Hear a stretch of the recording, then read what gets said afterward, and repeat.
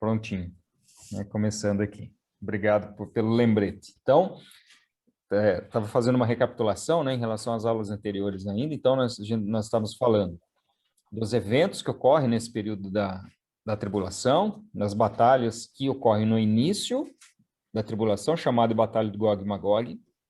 Nós vimos uma segunda batalha que ocorre no final do período da tribulação, que é a chamada Batalha do Armagedon. É a batalha que ocorre quando da volta visível do Senhor Jesus à Terra. Então, ele vem, né, no Monte das Oliveiras, e a batalha se dá no Vale de Jezreel, ali próximo, em frente, né, ao Monte de Megido, né, ou Megido, né, a pronúncia correta seria Megido, que é um local estratégico ali para batalhas. Algumas pessoas vão afirmar que o local é apenas simbólico pelo fato do Vale de Jezreel significar Vale da Decisão, né? Então, algumas pessoas dizem que essa batalha não se travará necessariamente nesse local, mas que é um local simbólico. O texto bíblico ele não dá indícios de que seja de que a melhor interpretação seja simbólica, né? Mas, de qualquer forma, independente se for um simbolismo ou não, nós estamos diante ali do palco, né? Israel como um todo, do palco, então, desses eventos finais da aparição de Jesus, onde todo olho verá, e eles terminará, então, os inimigos ali de Israel, que serão lançados no Hades para aguardar o momento da ressurreição dos ímpios, que ocorre somente no final da tribulação. Em relação aos justos, nós vimos que existem 3 momentos relacionados na Bíblia da ressurreição até esse momento, né? Então, as primícias da ressurreição, que é o próprio Cristo, a colheita geral que se dá no momento da volta de Jesus para arrebatar a igreja, e os rabiscos da colheita, que são aquela ressurreição que vai ocorrer no final do período da tribulação, antes do início do período milenar. Então, Jesus voltou, derrotou os inimigos, Satanás foi preso, lançado no abismo, dá-se início, então, ao chamado período milenar. Então, é sobre esse período que nós vamos falar hoje, né? O milênio. O que é o milênio? Quais são os propósitos do milênio? Como será o governo de Cristo aqui na Terra? Como a vida humana se desenvolverá durante esse período milenar. Enfim, nós vamos ver essas questões aí relacionadas ao milênio, tá? Então, os 2 textos iniciais aqui que eu destaco são esses daqui, de Gênesis 3:17 e Romanos 8:22, que vai mostrar que existe uma maldição sobre a terra. E essa maldição, inicialmente, se dá em função da queda do homem. Veja, já lá em Gênesis 3:17, a sentença que é dada ao homem é: não comerás dela, maldita é a terra por causa de ti. Com dor comerás dela todos os dias da tua vida. E Paulo, quando escreve aos Romanos, ele vai dizer que toda a criação geme e está juntamente com dores de parto até agora. Então, ele vai dizer que a criação anseia pela redenção dos filhos de Deus, porque nesse momento a terra será sarada. Então, essa maldição que pesa sobre a terra, ela será praticamente eliminada. Então, no período milenar, nós vemos o cumprimento de 2 profecias de maneira parcial,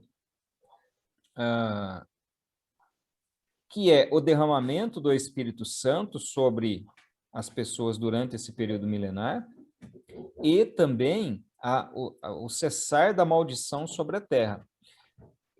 Isso se cumprirá de uma forma ampla, de uma forma plena, quando todos aqueles que foram salvos, todos aqueles que estão em Cristo, entrarem no chamado eterno e perfeito estado, onde Deus será tudo em todos, o Espírito Santo estará habitando em cada vida, em cada coração, e não haverá mais maldição sobre essa recriação de Deus. Deus criará céus e terra, novos céus e nova terra. Então, até esse momento, a terra geme por essa redenção, em função de que pesa sobre ela, então, uma maldição. Então, a queda do homem, o pecado cometido pelo homem, ele não afetou somente o homem, mas toda a criação.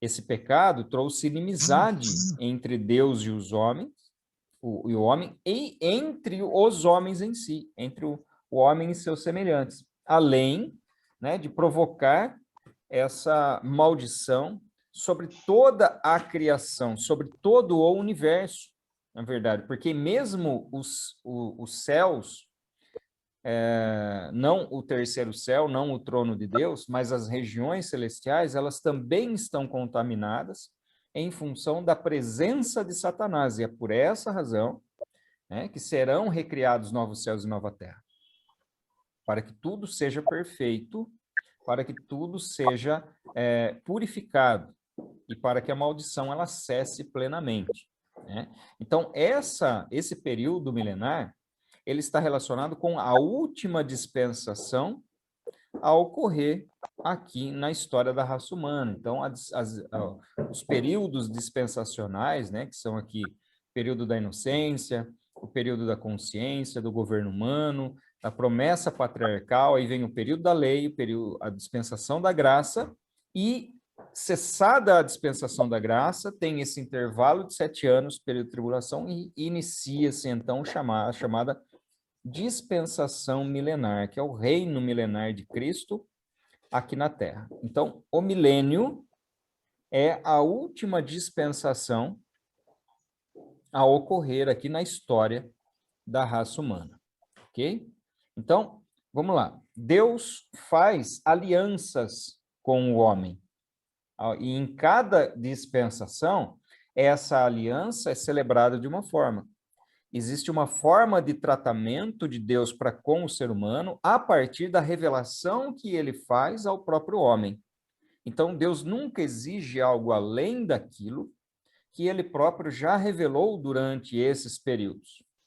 Então, Deus se revela de determinadas maneiras ao longo da história, ao longo das dispensações, e trata com o homem de acordo com cada dispensação. Tá? Então, a quebra dessas alianças promove, então, um juízo sobre o homem de acordo com cada período. Então, a maldição, né, a quebra da aliança, ela trouxe concupiscência, né, a escravidão, o desejo carnal, né, a escravidão do homem em relação ao seu desejo carnal. Tiago vai dizer na sua carta que nós somos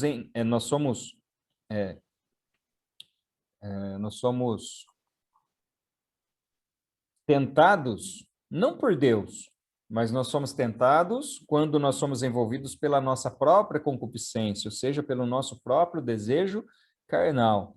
Sendo assim, o homem é escravo da sua própria natureza pecaminosa, por assim dizer, né, escravo do pecado. Jesus nos liberta, então, dessa escravidão. Também ocorreu essa maldição sobre a terra que nós já comentamos, né? Nós já vimos nos versículos anteriores, maldição que pesa também sobre a terra. E a morte, né? A morte é também uma consequência da quebra dessa aliança feita por Deus com Adão, lá no Éden, né? Que é a aliança edênica, né? Ou que vem de Éden, ou também chamada de aliança adâmica, pelo fato de Deus ter celebrado essa aliança com Adão. Além disso, trouxe para o homem também a morte, e a morte em vários aspectos, né? A morte física, porque o homem não teria mais acesso à árvore da vida, a morte espiritual, que está relacionada com a inimizade entre o homem e Deus, que o pecado ele causa esse distanciamento, a perda da comunhão, e a chamada segunda morte, que é a morte eterna. Então, para que o problema da morte seja resolvido, foi necessário que Jesus derramasse o seu sangue, e aqueles que recebessem, então, essa revelação, a partir do período da graça, né, anterior, a partir das promessas de Deus, posterior ao advento de Cristo, a partir da presença de Cristo, do sangue já derramado de Cristo, né? E essa maldição, então, como eu já disse, né, ela praticamente cessará com o advento do milênio, né? Toda essa maldição que pesa sobre a terra praticamente cessará. Por que praticamente? Porque ainda haverá rebelião, ainda haverá dores, ainda haverá uma última rebelião no final do milênio, que nós vamos ver mais para frente aqui. Então, ela praticamente cessará. Tudo aquilo que foi obra da queda do homem e que causou maldição sobre a criação, nesse período ela praticamente cessará. Então, a natureza dos animais, daqui a pouquinho nós vamos ver em relação a isso, mas a natureza dos animais, a vida do homem, né, o prolongamento de vida. Então, algumas questões, não haverá atuação maligna, não haverá influência maligna. Pelo contrário, haverá o reinado pessoal de Cristo aqui. Então, a justiça imperará. Mas o milênio, ele tem alguns propósitos, né? Talvez alguém possa até perguntar assim, mas por que então, Jesus voltou? Já julgou, não julgou? Porque tem que prender Satanás, esperar 1000 anos e depois fazer o eterno e perfeito estado, recriar céus e terra. Por que no final do período tribulacional já não vai direto? Por que é necessário esse período milenar, né, de reino milenar? Então, existem alguns propósitos relacionados com esse período, assim como há um propósito nesse tempo que nós vivemos agora, porque esse tempo está sendo prolongado. Muitas pessoas, às vezes, argumentam isso. Por que Jesus não volta logo? Porque já não voltou antes? Tanta gente aí se perdendo, né, nascendo e se perdendo, mas existe um propósito. Por que é necessário 7 anos de tribulação? Porque Deus já não vem, julga e acabou, né? Para que isso? Então, também nós vimos que esses períodos em que Deus tem o seu trato com a humanidade, com o homem, seja com a igreja, seja com Israel, seja com os gentios, com os ímpios, existem propósitos ali envolvidos, e o milênio não é diferente. Então, existem propósitos no milênio. Quais são esses propósitos? Então, olha só, primeiro, fazer convergir em Cristo todas as coisas. Né? Todas as coisas, então, vão convergir para Cristo, conforme aquilo que está nas profecias relacionadas ao Messias. Então, nós precisamos lembrar o seguinte: o trato dentro do período tribulacional é com Israel. E o período milenar nada mais é do que um cumprimento de algumas promessas também feitas lá atrás à nação de Israel. Porque onde está a igreja? A igreja está fisicamente na terra, naturalmente, humanamente? Não, a igreja já foi arrebatada. A igreja ela já está glorificada. Então a igreja não tem essa preocupação, né? Esse trato é essencialmente, a partir do arrebatamento, o trato é essencialmente com o povo escolhido. Tanto o período tribulacional, quanto o período do reino milenar também. Então veja, fazer convergir em Cristo todas as coisas, estabelecer justiça e paz na terra, conforme a promessa que foi feita. Fazer convergir todas as alianças bíblicas. Então, vou até voltar lá na telinha das dispensações. Então, nós temos as dispensações, que nós podemos também chamar de pactos ou de alianças. Né? Então, todos esses pactos feitos aqui por Deus, eles se cumprem na pessoa de Jesus, exatamente aqui no período milenar. Então, todas as alianças convergem ao seu cumprimento, né? Todas as alianças convergem para esse período milenar, para o cumprimento no reinado de Cristo, no reinado do Messias. Além disso, né, fazer Israel ocupar toda a terra que lhe pertence, fazendo Israel cabeça das nações. Então, isso também é cumprimento de profecia. Isso já aconteceu alguma vez na história? Em nenhum momento isso aconteceu. Quando é que essas profecias se cumprirão? As profecias relacionadas ao reinado messiânico, relacionada ao território ocupado por Israel, as promessas que Deus havia feito a Israel, ela se cumpre exatamente nesse período. E todas as promessas, todas as profecias também relacionadas ao reino messiânico, ao reino do Messias. Então, Israel, em parte, aquilo que eles aguardam por quê? Porque está na profecia. Eles aguardam o restabelecimento de um reino terreno, em que o Messias reinará a partir de Jerusalém e fará Israel cabeça das nações. Isso é profecia bíblica. É isso que eles aguardam. A questão relacionada aos judeus é que eles não levam em consideração esse período que nós estamos vivendo entre a vinda em carne e a volta em espírito do Cristo glorificado, né, do Messias realmente glorificado, para reinar aqui na terra. Então, esses aqui são os propósitos do milênio. Aí é o seguinte, né? No livro de vocês, na página, deixa eu só ver qual página aqui é.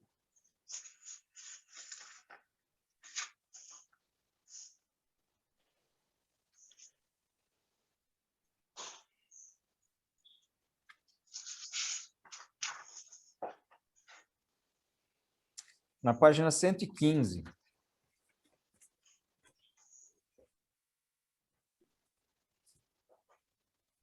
Página 115, ainda no texto número 1, ele vai mostrar lá na parte de baixo, né, da metade para baixo ali, o milênio ilustrado, né? Ou o milênio em miniatura, como é falado até na versão mais antiga desse livro aqui, tá? Então, o milênio em miniatura. Ele vai trazer Jesus, Moisés, Elias, Pedro, a multidão, o tema do milênio, né? A morte redentora do Cordeiro de Deus. Bom,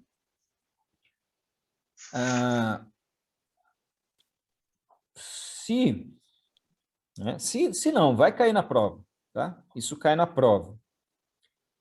Então, o que acontece? Se essa questão na prova vai dizer que em Lucas, no capítulo 9, versículo 27 a 31, nós temos a ilustração do milênio em miniatura, que mostra. E aí ele vai falar, né, o que Jesus representava, o que Moisés representava, o que a multidão representava, tá? Então, essa questão, ela vai cair conforme está aí na telinha de vocês, ok? Então, essa pergunta cai. Então, analisem essa tela depois, vejam aí o que cada um ali representa e responda a questão na prova de acordo com o que está aí na tela. Tá? E de acordo com o que está no livro aqui também, né? O que representa, então, cada uma dessas figuras que aparecem no momento da transfiguração. Então, aqui ele vai falar da transfiguração de Cristo como uma representação em miniatura, como uma ilustração do milênio. O que acontece aqui? Isso não é verdade. Tá?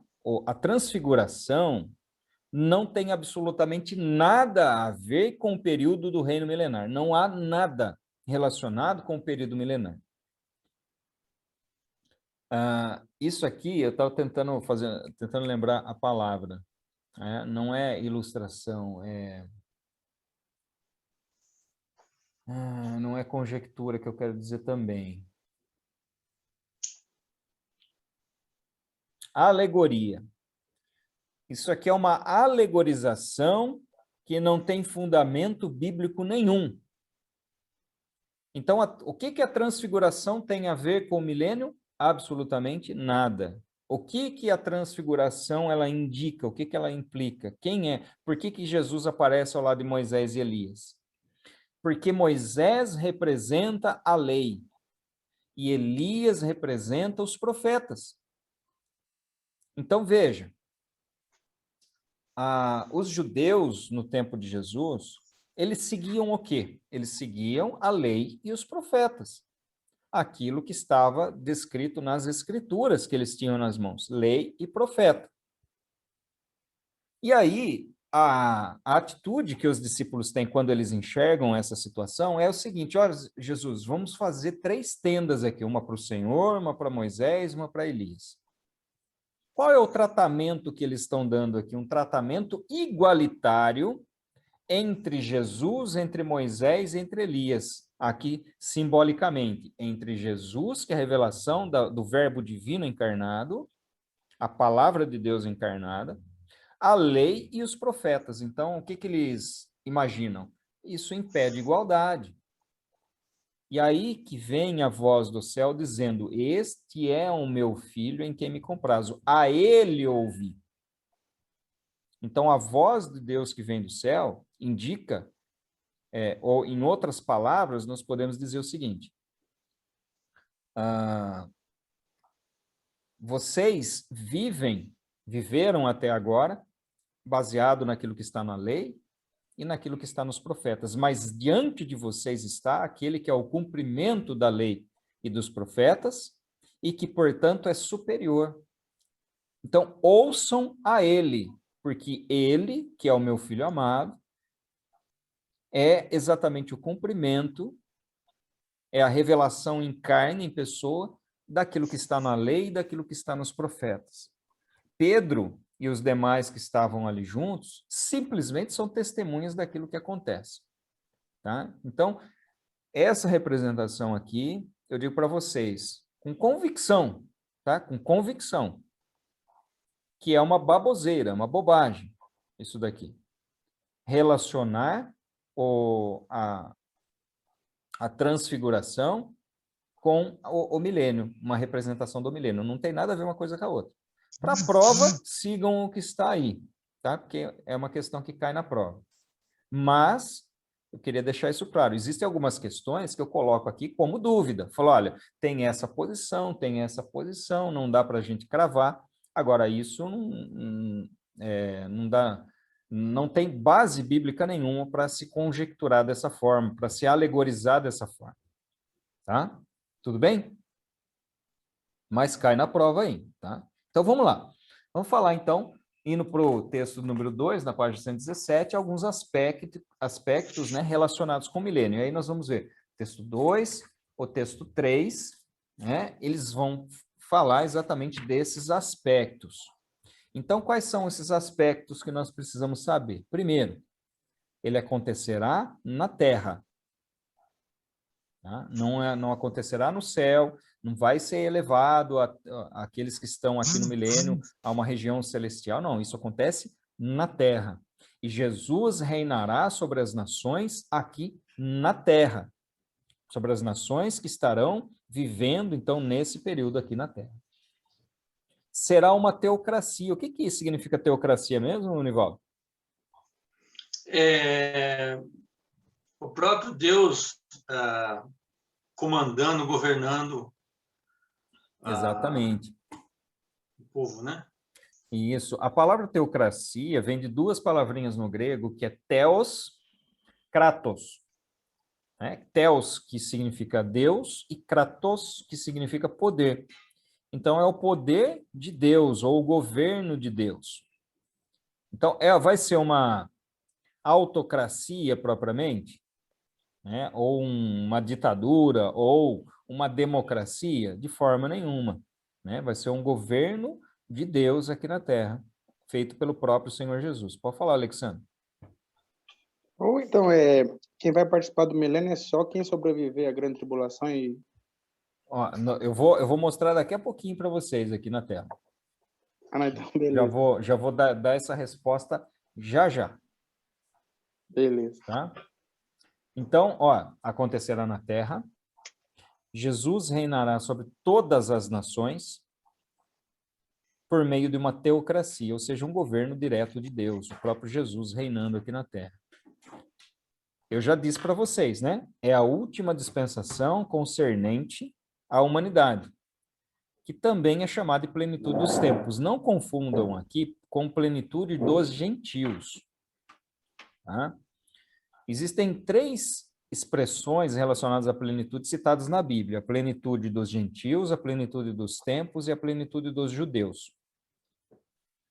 A plenitude dos gentios é esse período que nós vivemos nesse momento agora, que vai até o início do estabelecimento do reino milenar, até o final do período da tribulação. Essa é a chamada plenitude dos gentios.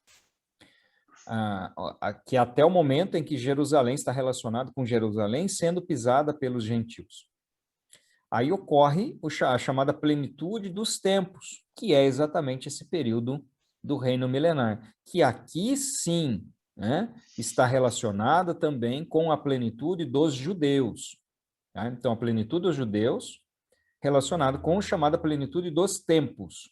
Plenitude dos gentios é um momento anterior. Né? Então, aqui, e por que é chamado de plenitude dos gentios, dos judeus também? Porque, com exceção de Israel, não haverá predominância de nações. Não havendo predominância de nações, apenas Israel sendo colocado ali como cabeça das nações. Tá? Agora, respondendo à pergunta do Alexandre, né, quem participará, então, do milênio? Então, primeiro, quem participará? Os crentes glorificados, né, aqueles que foram salvos do Antigo e do Novo Testamento, e os oriundos do período da tribulação, os mártires da tribulação, e também os povos naturais, ou seja, aqueles que estiverem vivos após a tribulação, que nós comentamos na aula passada em relação à batalha do Armagedon que ocorre ali, a separação dos povos bodes e dos povos ovelhas, né? Na ilustração colocada pela Bíblia. Então, você tem os povos bodes, que é aqueles que vão ser mortos e lançados no Hades e aguardar a segunda ressurreição, e os povos ovelhas que entrarão, então, no reino milenar, junto com Israel. Tá? Então, quem participará? Tanto os povos naturais quanto os crentes glorificados participarão do milênio. Tá? Respondido, Alexandre? Ou está respondido, sim. Tá. Mas tem alguma coisa adicional que você gostaria de perguntar em cima disso? Pode falar. Não, todos então que foram salvos assim, mesmo que eles estão lá no céu, vão voltar para viver no milênio aqui também? Isso, porque esses vão descer com o Senhor para reinar, para governar aqui. Nós teremos nesse período a Jerusalém terrestre, né, de onde partirá a lei, de onde Cristo governará, e a Jerusalém celestial, que ela vai descer. Ali vai pairar, né, sobre os céus, onde estarão ali os crentes, os povos glorificados ali também. Tá? Então, veja, o milênio ele está relacionado com praticamente, né, você cessar a maldição que pesa sobre a terra em função da queda do homem, fazer convergir em Cristo todas as alianças, tudo convergirá para Cristo, fazer Israel ocupar a terra que lhe foi prometido, fazer Israel cabeça das nações, não haverá então predominância de nações, com exceção então de Israel. Então, e esse trato relacionado com Israel. Então, nós vemos aqui que, em relação a Israel, nós temos aqui que o templo e alguns sacrifícios e algumas ofertas, né, serão restaurados. Nós temos lá em Ezequiel e Zacarias, principalmente, que estão falando dessa questão. Agora, esses sacrifícios e essas ofertas, né, elas terão a mesma finalidade daquilo que tinha no antigo tempo? Porque qual que era a finalidade dos sacrifícios feitos anteriormente? Olhar, então, para o sacrifício de Cristo, prefigurar o sacrifício de Cristo pelos pecados. Olha, se Cristo já morreu, já ressuscitou, já voltou, já instaurou o reino milenar messiânico, haverá necessidade de sacrifícios para se aplacar o pecado, sendo que o sacrifício perfeito já foi feito? Óbvio que não, claro que não, né? Então, a finalidade, obviamente, dessa restauração de sacrifício será diferente e a forma desses sacrifícios também serão diferentes. Ô, Felipe, antes de eu continuar, eu vi que você levantou a mãozinha, queria perguntar alguma coisa? Você levantou e abaixou? Sim, em relação ao povo que vai participar do milênio. Uhum. Vai ser o povo que passou pela tribulação e o povo que foi salvo também. Sim. Aí fala que vai ter reprodução, é isso, e também assim, se foi transformado o corpo, eu não sei se eu estou errado, que não haveria reprodução, né, depois de ter sido transformado. Essa reprodução que o texto bíblico fala, né, de nascer pessoas, de morrer pessoas, está relacionado com os povos naturais apenas, tá? Porque a característica do corpo glorificado não permite isso, não permitirá isso. Okay? Então, só se relaciona com os povos naturais. Sim, aí os povos naturais são esses que passaram pela tribulação. Isso, e chegaram ao final vivos e entraram vivos, ali não passaram pela morte, né, entre o período tribulacional e a instalação do milênio. Ok? Ok, tranquilo. Débora, quer falar? Eu queria perguntar, porque eu queria saber se na parte que fala sobre os crentes glorificados, né, que também vão participar do milênio, se tem passagem bíblica, porque eu não encontrei no texto também. A passagem que está relacionada com esse período, porque é o seguinte, quando você pega a Bíblia, né, o período que fala em relação a o texto, melhor dizendo, que fala em relação a esse período, ele é curtinho, ele está lá em Apocalipse 20. Só pegar o texto certinho aqui.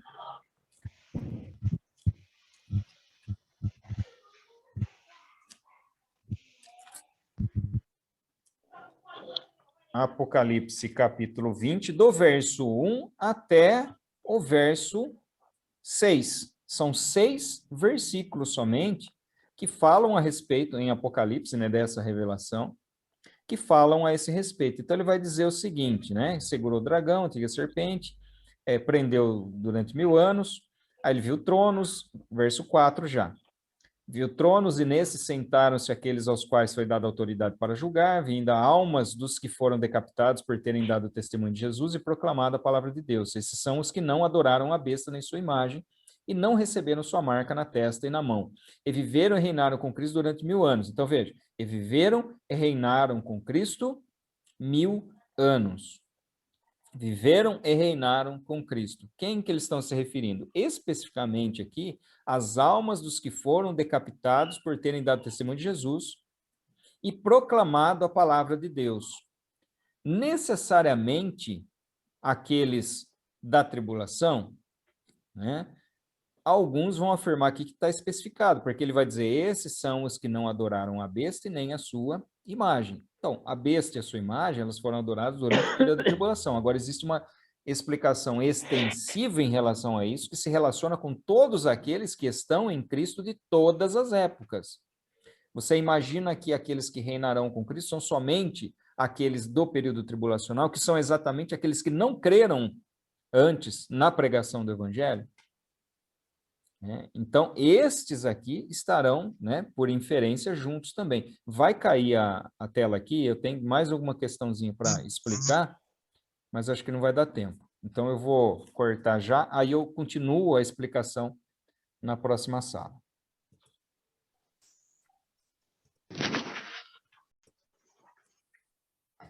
Então, vamos lá. Nós precisamos, continuando a explicação que eu estava dando aqui para a pergunta da Débora, tá? Em relação ao posicionamento nosso, desde o começo eu falei para vocês que é um posicionamento dispensacionalista, um posicionamento pré-milenista e pré-tribulacionista, ok? Então, nós estamos falando de um posicionamento pré-tribulacionista, pré-milenista e dispensacionalista. E por que isso é importante? Porque a interpretação que se dá aqui aos eventos só vai fazer sentido a interpretação em relação àqueles que participam se nós seguirmos, então, essas linhas de interpretação. Tá? Então, primeiro, nós vemos que uma das promessas relacionadas com a igreja, ela está em... Oi? O que foi, Vanderlei? Você falou alguma coisa? Não, não falei nada, não. Ah, tá bom. Está relacionado com a promessa lá do capítulo 3 de Apocalipse. Então, nós temos uma promessa no capítulo 3, versículo de número 21, ele vai dizer o seguinte, deixa eu ver se é o versículo 21 mesmo.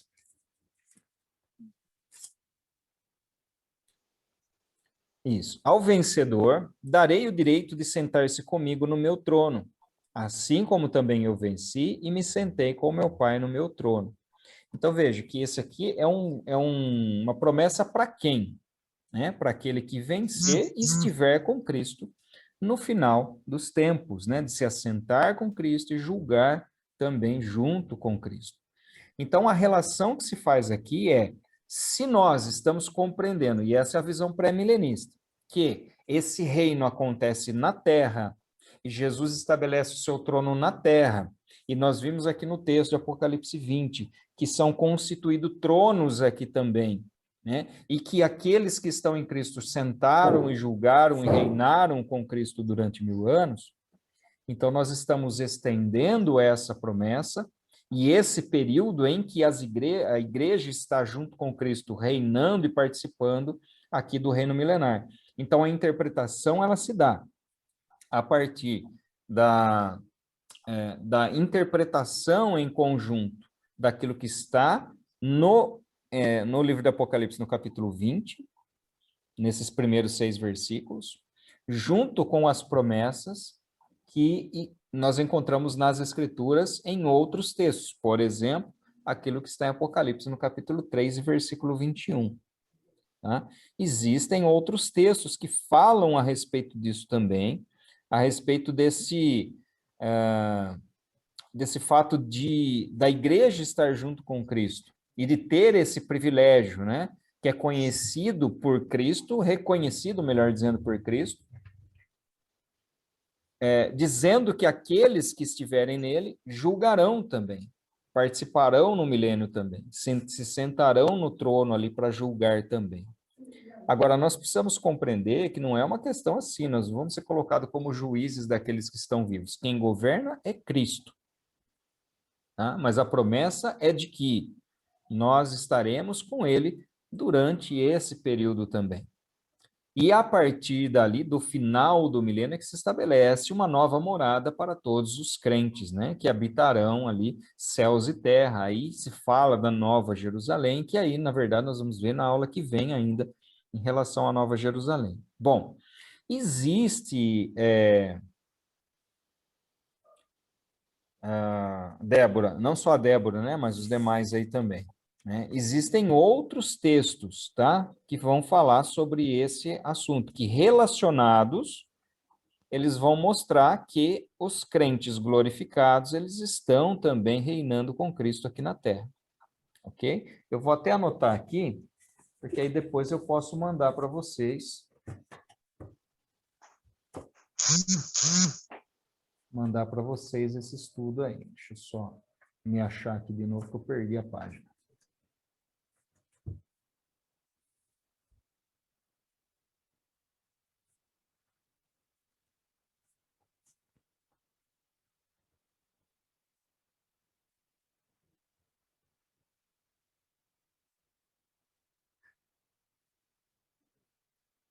Certo?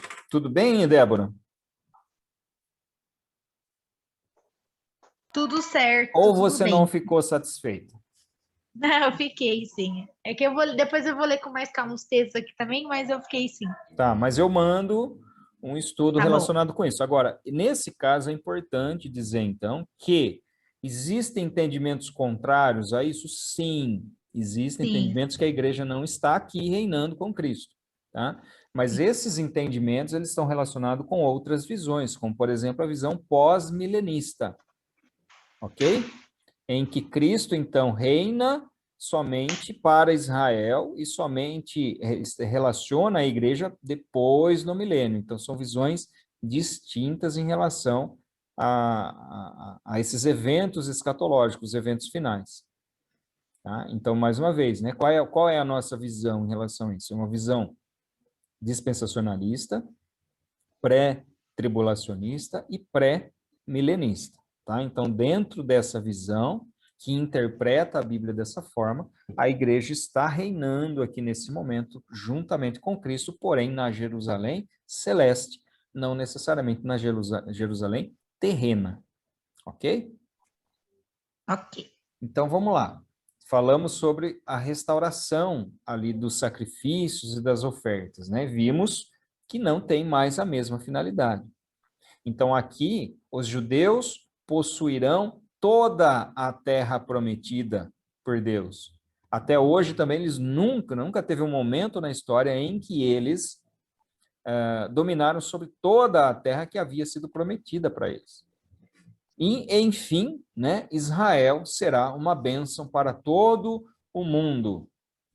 Né? Israel se transformará realmente numa nação sacerdotal, que é o propósito de Israel desde que Deus chamou e separou essa nação para que fosse bênção para o mundo.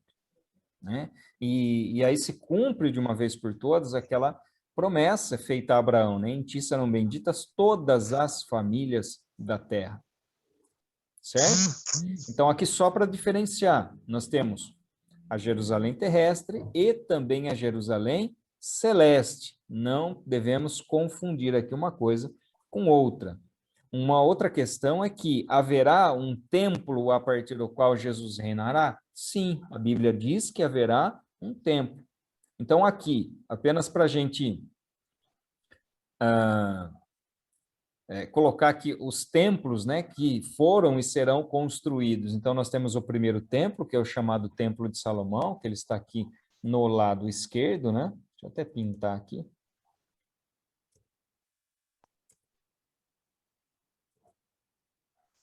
Aqui no lado esquerdo, né? Aqui, ó, o primeiro templo, que é o Templo de Salomão, né? Não sei se dá para ler aqui, mas está primeiro templo de Salomão. Nós temos o segundo templo, que é esse aqui, que é o reconstruído após o retorno do povo do cativeiro, liderado ali por Zorobabel, e depois remodelado não, mas ele foi embelezado, né, por Herodes, né? Tanto que nos tempos de Jesus ele também é chamado de Templo de Herodes, mas é o mesmo templo que foi construído quando o povo voltou do cativeiro babilônico. Tá? Então, esse segundo templo. No ano 70 depois de Cristo, ele é destruído pelos romanos. E desde então não existe mais templo. Né? Aqui, até nessa representação que nós vemos aqui na tela, é colocado num sentido simbólico como o templo espiritual sendo o corpo de Cristo, né? O Espírito Santo habitando no corpo do cristão. Né? Então, a igreja como templo espiritual de Cristo. E aí nós temos a profecia da reconstrução do templo, chamado de terceiro templo, que é o templo que será construído no período tribulacional. Esse templo também será destruído. Tá? E, posteriormente, nós temos o templo milenar. Então, o templo milenar, que é esse último aqui, não é o mesmo templo que será construído aqui durante o período da tribulação, mas é um templo que será construído nesse período milenar, especificamente com essa função de sediar ali o governo terreno do Messias, o governo terreno de Cristo. Ok? Então, nós temos esses templos aí, né? E as profecias relacionadas às reconstruções. Nós temos, seria o templo milenar, poderia ser chamado de o quarto templo, ou se considerarmos, né, o templo espiritual, aqui que é o corpo de Cristo, o quinto templo. E em relação ao território de Israel, eu trouxe aqui apenas uma ilustração, né, para que vocês vejam como foi o desenvolvimento da ocupação da terra de Israel desde a recriação do Estado de Israel, do Estado judeu, em 1948. Então, veja que esse primeiro mapa aqui, o que está em verde, são territórios ocupados por palestinos, tá? Territórios palestinos. E o que está em branquinho são os territórios ocupados por judeus. Então, desde o final do século XIX, ou seja, 1800, ali meados de 1800, né? Existiam vários Não é acampamento que eu quero falar, é vários povoados formados ali por judeus, né, que eles se instalaram ali, então, na terra. Mas muito pouquinho, você Colônias, percebe. né? Oi? Colônias. Então não é assentamentos, é isso, é essa palavra que eu estava tentando buscar, assentamentos, né? Então você tinha assentamentos judaicos ali durante esse período. Então, mas você vê que mesmo assim é bem pouquinho, né? O que está branquinho ali. Já no segundo mapa é a partição que a ONU fez a partir do plano, né? Em 1947. E em 1948, quando declarada ali a independência da nação de Israel, né, o início do Estado judaico, mostra então a divisão que a ONU fez em 1948. Então, Israel fica com esse pedacinho branco aqui e a Palestina fica com essas partes verdes. Só que o que acontece? No mesmo ano, 1948, ocorre a guerra dos árabes contra a nação recém-criada de Israel. Né? Como se diz, vamos matar no ninho. Só que o que acontece? Israel, apesar de ser uma nação que tinha acabado de nascer, vence a guerra e ocupa outros territórios, que é o que a gente vê no terceiro quadrinho. Então, após essa primeira guerra, já no ano da independência de Israel, nós temos um aumento aí do território ocupado pelos judeus, por Israel, e aí os assentamentos, né? A porção que ficou com os palestinos, essa parte verdinha aí. O que acontece? Em 1967, ocorre a chamada Guerra dos 6 Dias. Em 1967, Israel toma mais territórios ainda. E aí nós temos, em 1967, uma guerra, em 1973, outra guerra. No início da década de 80, outra guerra. Várias guerras ali relacionadas. Tem a Guerra dos 6 Dias, a Guerra do Yom Kippur, né? E outras guerras relacionadas com o povo árabe contra ali Israel, tentando exterminar, ou exterminar não, né? Mas, assim, ocupar o território e acabar com a nação de Israel, né? Porque eles não reconhecem até hoje Israel como uma nação soberana, como um país, né, soberano. E aproximadamente no ano 2000 nós vemos esse quarto quadrinho que mostra que a partir dessas guerras, a cada guerra, Israel conquistava mais território. E, na verdade, nesse meio tempo, Israel ocupou outros territórios. Por exemplo, as colinas de Golã. As colinas de Golã, elas ficam aqui, ó, nessa região aqui em cima. Elas foram ocupadas por Israel e hoje pertencem a Israel. Outro território é a chamada Cisjordânia, né? Então, esses territórios aqui que estão em verdinho, que nós vemos aqui, foram completamente ocupados por Israel. A faixa de Gaza foi completamente ocupada por Israel. Israel também ocupou a Península do Sinai, toda essa região aqui. Depois, no outro mapinha, eu mostro melhor para você a Península do Sinai. Então, Israel ocupou toda essa região. Porém, através de acordos de paz firmados entre Israel e Jordânia e Egito, Israel devolve a Península do Sinai ao Egito, devolve a Cisjordânia para a Jordânia e também a faixa de Gaza para a autoridade palestina. Tá? Então, aí volta algumas terras a serem ocupadas ali pelos palestinos. Tudo bem? Porém, mesmo assim, ainda passou longe, né, de Israel ocupar aquilo que havia sido prometido conforme o texto lá de Gênesis, né, quando fala, Gênesis capítulo 15, quando fala a respeito da promessa de ocupação dessa terra. E aqui, traçando, né, aproximadamente aqui a terra, com base no texto lá de Gênesis, daria mais ou menos isso aqui, ó. Israel está aqui, ó. É esse marronzinho aqui, bem no meio, não sei se vocês estão conseguindo enxergar, né? Esse pedacinho aqui, ó, onde eu pintei aqui. Então, toda esse território, o cumprimento de ocupação desse território, ele se dá exatamente nesse período milenar, conforme as profecias que falam a respeito desse período.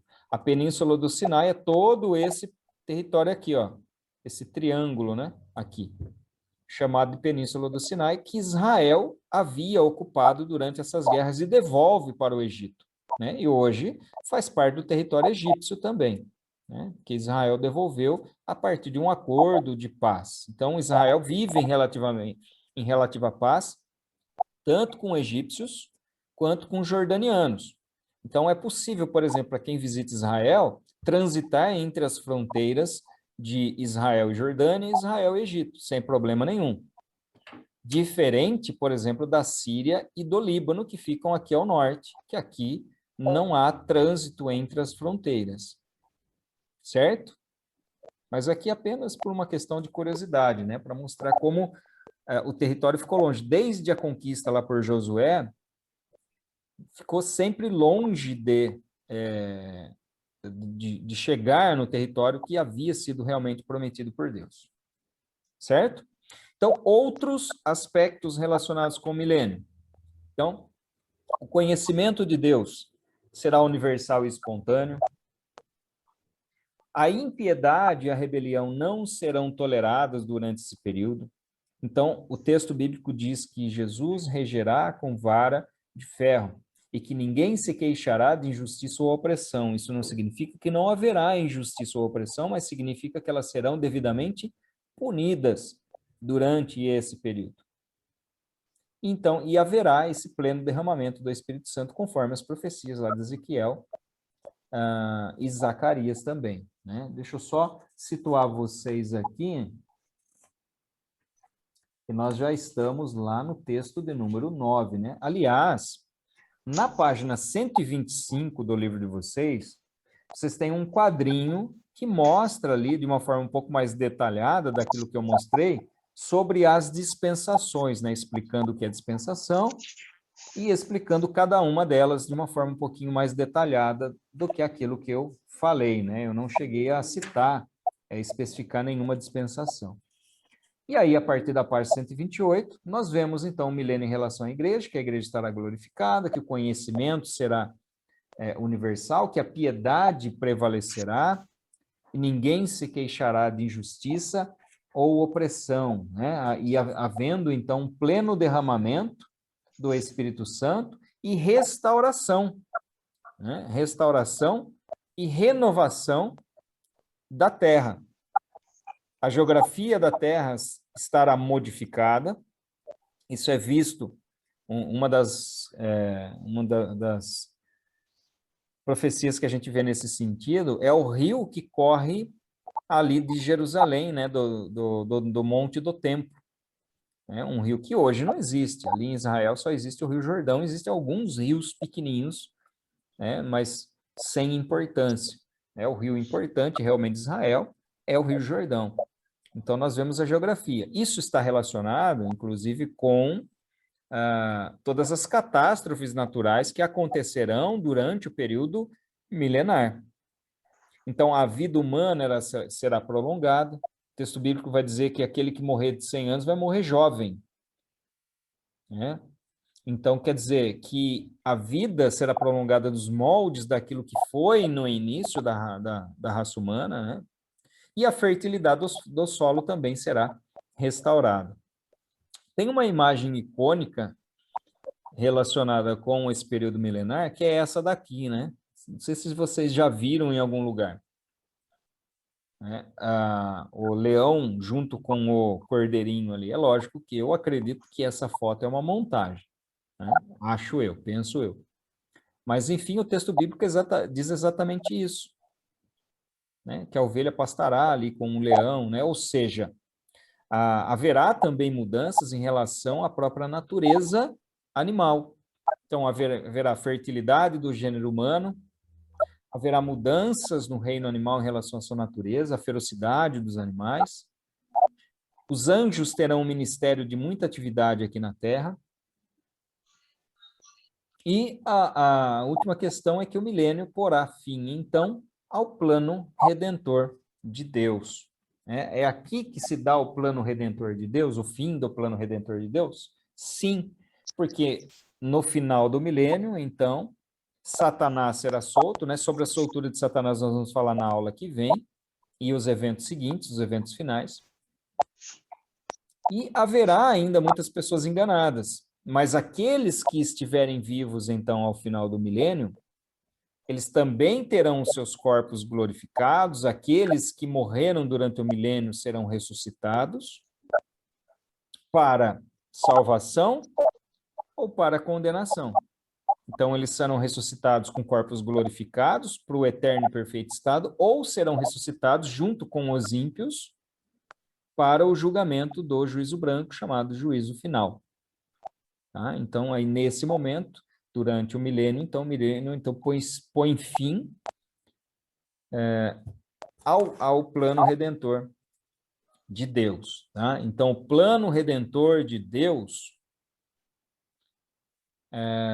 tem uma questãozinha, essa eu vou falar para vocês, porque ela está muito mal escrita, muito mal colocada,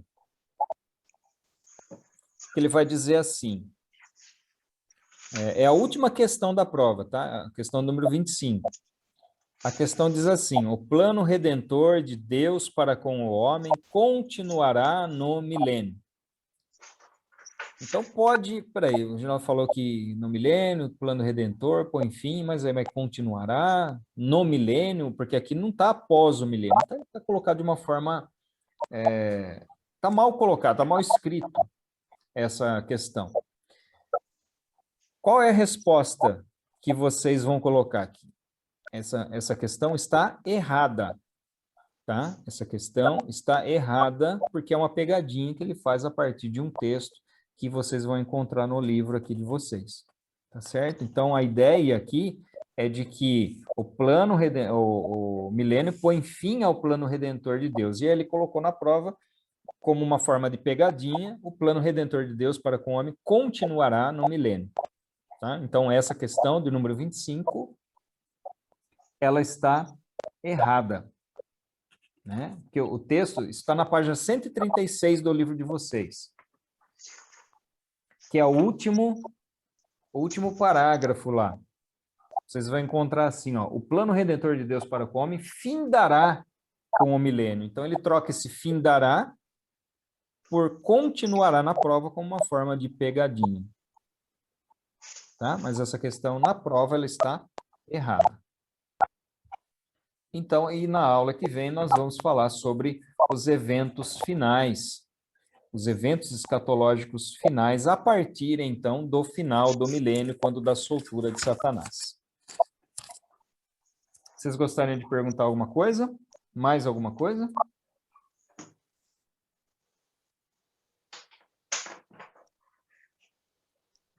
Débora ficou satisfeita mesmo? Sim. Olha lá, hein, Débora. Fale agora o cálice para sempre, hein? Não, tudo certo. Certo mesmo? Uhum. É porque no livro não tinha, né? Aí eu fiquei com essa dúvida. Na verdade, a interpretação, essa interpretação, ela se dá a partir da análise de vários outros versículos, né? Uhum. Quem mais?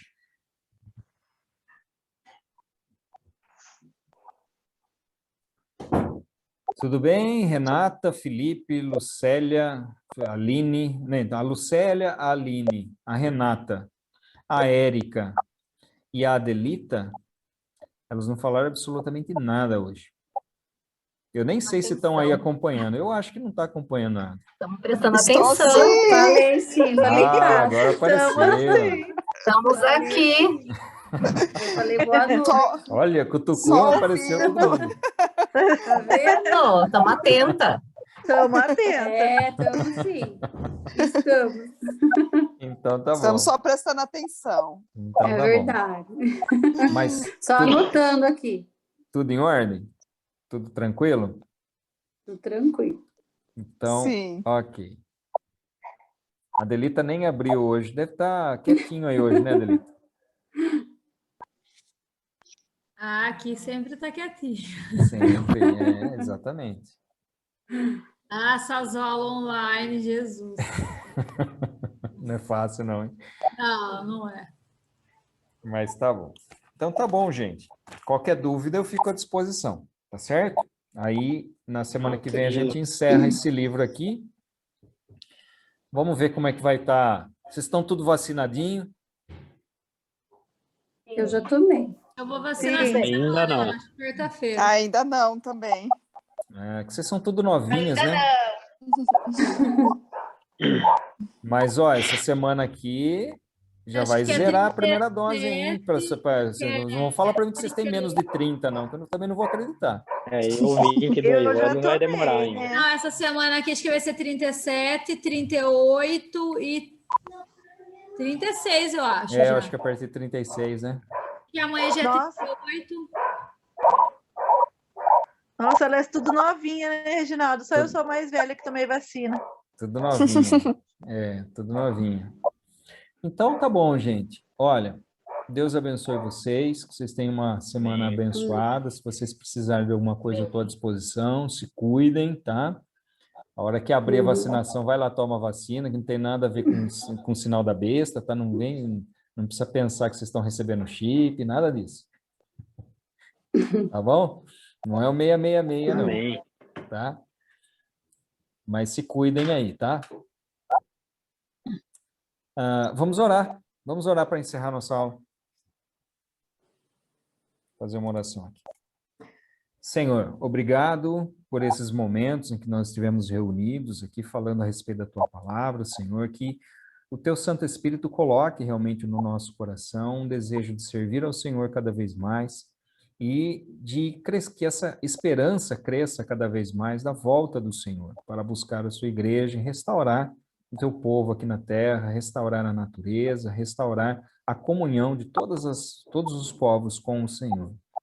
Paizinho, em nome de Jesus, eu peço uma semana abençoada para cada um dos alunos que estão aqui, aqueles que não puderam participar também, que o Senhor os livre do mal, os proteja, Senhor, de toda sorte de maldição, de toda sorte de enfermidade, que nós sejamos protegidos pelo Senhor. Em nome de Jesus, que tudo seja para a honra e glória do teu nome. Amém. Amém. Amém. Amém. Gente, Boa noite, paz. boa noite. Boa Deus noite, abençoe. Paz. Boa noite. E até semana que vem. Paz. Até. Tchau, Tchau, tchau.